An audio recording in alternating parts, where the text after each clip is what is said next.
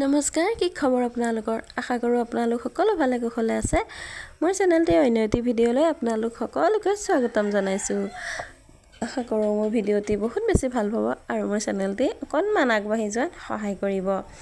তেনেহ'লে আহক এতিয়া ভিডিঅ'টোৰ মাজলৈ যাওঁ।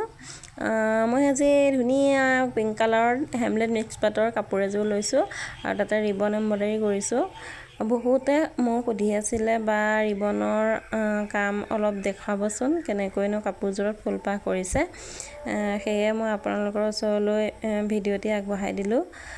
প্ৰথমে মই এংকৰ বল দি পেলাই পাটৰ ঠাৰিবিলাক মই চেন চিলাই কৰিছোঁ এংকৰ গুলি সূতাৰে, আৰু তাৰপিছতে মই ডাঙৰ বেজী এটাত ৰিবনডাল ভৰাই লৈছোঁ আৰু পাতখিলাৰ মাজেদি বেজীটো সৰকাই দিছোঁ আৰু তেতিয়াই তেনেকৈ পাত এখিলা বনি যায়।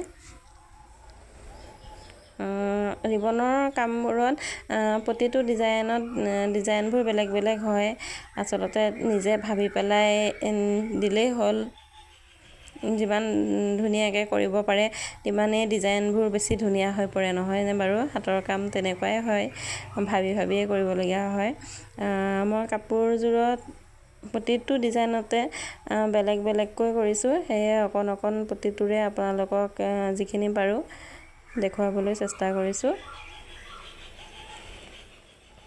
আৰু যেতিয়া পাতখিলা হৈ গ'ল, ঠাৰিডালত মই কলিৰ আকাৰত গুটি গুটিকৈ দি গৈছোঁ, এই কলি আকাৰত, আৰু কলিৰ আকাৰত মই অৰেঞ্জ কালাৰৰ ৰিবন এডাল লৈছোঁ।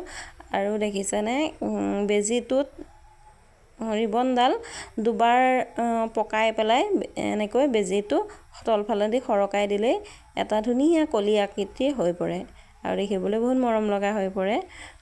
তেনেকৈয়ে কলি দি গৈছোঁ মই। আৰু কাপোৰযোৰৰ কালাৰটো মিলোৱাটো বহুত কিন্তু ডাঙৰ কথা। কাপোৰৰ কালাৰৰ লগত ফুলৰ কালাৰখিনি মিলিলে কাপোৰযোৰ আৰু বেছি ধুনীয়া হৈ পৰে দেখিবলৈ আৰু বেছি ভাল লগা হৈ পৰে।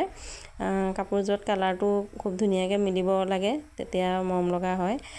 মই এনেকৈ মিলাই দিছোঁ, তেতিয়া কাপোৰযোৰ বেছি ধুনীয়া হৈ পৰিছে। আপোনালোকে কেনেকুৱা পাইছে জনাব। তাৰপাছতে যেতিয়া ফুলপাহ কৰা হয়, গোলাপ ফুলপাহ, তেতিয়া আপোনালোকে যিকোনো কিবা সাফৰ হওক, খাৰু হওক, এনেকুৱা ধৰণৰ ঘূৰণীয়া নিজৰ জোখত, কিমান জোখত আপুনি ফুলপাহ বনায় সেইটো জোখত চিনডাল দি ল'ব।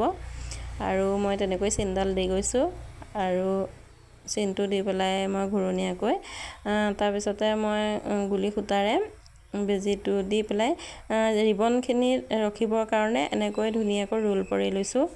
তেতিয়া তাত ৰিবনখিনি ভৰাবলৈ সুবিধা হ'ব। এনেকৈ কৰি ল'ব লাগে। আৰু ডাঙৰ বেজী এটাত মই বগা ৰিবন লৈছোঁ ভৰাই। মই বগাৰে ফুলপাহ কৰিম, সেয়ে বগা ৰিবন লৈছোঁ। আৰু দেখিছে নহয়, এটা ঘৰ এৰি আনটো ঘৰেদি বেজীটো পাৰ কৰি দিব লাগে। এটা ঘৰ এৰি আনটো ঘৰেদি এনেকৈ বেজীটো পাৰ কৰাই থাকিলেই এপাহ ধুনীয়া গোলাপ ফুলৰ ডিজাইনত ফুলপাহ বনি যায়। এনেকৈয়ে ফুলপাহ সম্পূৰ্ণ কৰি দিলে এপাহ ধুনীয়া গোলাপ ফুল হৈ যায়। যেতিয়ালৈকে সূতাখিনি শেষ নহয়, ওলাই নাথাকে, ঢাক খোৱাকৈ ৰিবনডাল ঘূৰাই থাকিব লাগে। এটা ঘৰ এৰি আনটো ঘৰত প্ৰতিবাৰে তেনেকৈ বেজীটো সৰকাই থাকিব লাগে, তেতিয়া এপাহ ধুনীয়া গোলাপ ফুলৰ ডিজাইন হৈ যায়। এয়া দেখিছে নহয়, বুজিব পাৰিছে চাগে। আৰু মোৰ কাপোৰযোৰ কেনেকুৱা লাগিছে আপোনালোকে জনাবলৈ নাপাহৰিব। আৰু লাইক, কমেণ্ট, শ্বেয়াৰ কৰিব। আৰু প্লিজ মোৰ চেনেলটি ছাবস্ক্ৰাইব কৰি ল'ব, যাতে মই দিয়া ভিডিঅ'সমূহৰ ন'টিফিকেশ্যনসমূহ আগতীয়াকৈ পাই থাকে। আৰু ধুনীয়া ভিডিঅ' আপোনালোকৰ মাজলৈ আনিবলৈ চেষ্টা কৰিম। আপোনালোকে বহুত মৰম চেনেহ দিব। আৰু যেতিয়া ফুলপাহ সম্পূৰ্ণ হৈ যায়, তেতিয়া ৰিবনডাল বেজীটো তলফালেদি সৰকাই এনেকৈ গাঁঠি এটা দি দিব লাগে, ভালকৈ খুলি নোযোৱাকৈ, আৰু পাৰিলে লাইটাৰৰ সহায়ত পুৰি দিব লাগে। তেতিয়া ৰিবনডালৰ সূতাবোৰ ওলাই নাযায়। আৰু ফুলপাহৰ মাজত মই ধুনীয়াকৈ মণি এটা লগাই দিছোঁ যাতে ফুলপাহ দেখিবলৈ বেছি মৰম লগা হৈ পৰে।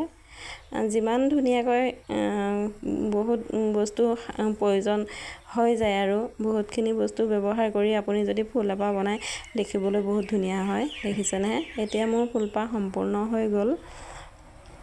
মই আপোনালোকক যিমানখিনি পাৰিছোঁ চেষ্টা কৰিছোঁ দেখুৱাবৰ কাৰণে। আপোনালোকে কিমানখিনি বুজি পাইছে নাজানো, আৰু বহুত মৰম দিব বুলি আশা থাকিল ভিডিঅ'টি। আৰু পিছত মই যেতিয়া কাপোৰযোৰ সম্পূৰ্ণ হৈ গ'ল মই এপাক পিন্ধি পেলাই আপোনালোকক দেখাইছোঁ কাপোৰযোৰ কেনেকুৱা লাগিছে জনাব। আৰু অন্য এটি ভিডিঅ'ত লগ পোৱাৰ আশাৰে আজিলৈ আহোঁ। আৰু মোৰ ভিডিঅ'টি শেষলৈকৈ চাই থকাৰ বাবে আপোনালোকক বহুত বহুত ধন্যবাদ। তেনেহ'লে আজিলৈ আহোঁ। Bye bye.